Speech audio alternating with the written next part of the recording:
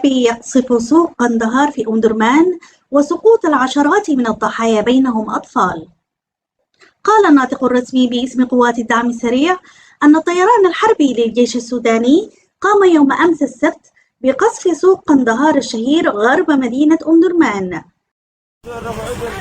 المواطنين يا طيران أخوان قندهار الليلة يوم 25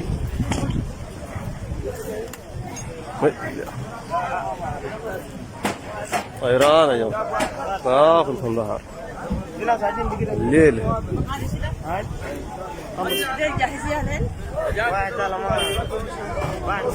قندهار 25 ليلة الطيران في قندهار.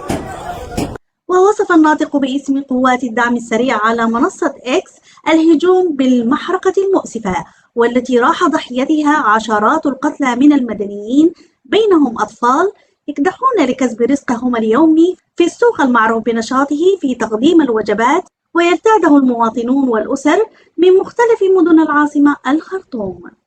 ودعا المجتمع الدولي والمهتمين بالشأن الإنساني للتحرك بوضع حد لجرائم الطيران الحربي وإدانة هذا السلوك البربري.